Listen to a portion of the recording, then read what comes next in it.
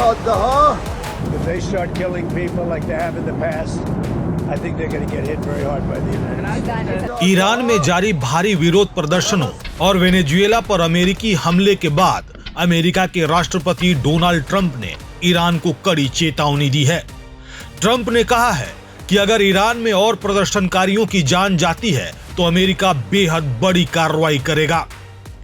Air force one में पत्रकारों से बात करते हुए ट्रंप ने कहा कि हम हालात पर बहुत करीब से नजर रखे हुए हैं।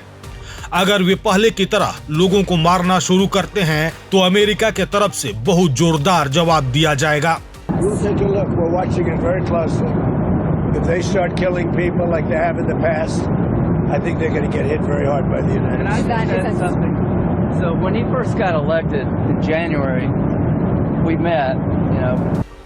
इससे पहले 2 जनवरी को ट्रंप ने अपने social media platform truth social पर भी सख्त संदेश देते हुए लिखा था कि हम पूरी तरह तैयार हैं, हथियार बंद हैं और कार्रवाई के लिए तत्पर हैं। ट्रंप के इस बयान पर ईरान के सर्वोच्च नेता अयातुल्लाह अली खामनेई के वरिष्ठ सलाहकार अली लारिजीनी ने तीखी प्रतिक्रिया दी है।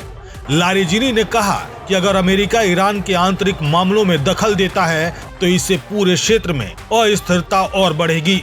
दरअसल ईरान में लोग गंभीर आर्थिक संकट के खिलाफ सड़कों पर उतर आए हैं। प्रदर्शनकारी राजनीतिक व्यवस्था में बदलाव और व्यक्तिगत स्वतंत्रता की मांग कर रहे हैं। दिसंबर 2025 में ईरानी मुद्रा रियाल गिरकर $1 अमेरिकी के मुकाबले करीब 14,50,000 तक पहुंच गई थी, जो साल के शुरुआत से लगभग आधी कीमत खो चुकी है। इसके बाद महंगाई रिकॉर्ड स्तर पर पहुंच गई। खाद्य पदार्थों की कमी में करीब 72% और दवाओं की कीमतों में लगभग 50% की बढ़ोतरी दर्ज की गई।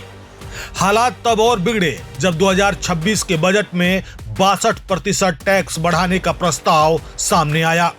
28 दिसंबर से शुरू हुए ये विरोध प्रदर्शन पहले व्यापारी वर्ग द्वारा दुकानें बंद करने के साथ शुरू हुए और फिर ईरान के कई शहरों तक फैल गए। सोशल मीडिया पर सामने आए कुछ वीडियो में प्रदर्शनकारी ईरान के पूर्व शाह के बेटे और निर्वासित क्राउन प्रिंस रजा पहलवी के समर्थन में नारे लगाते भी दिखे।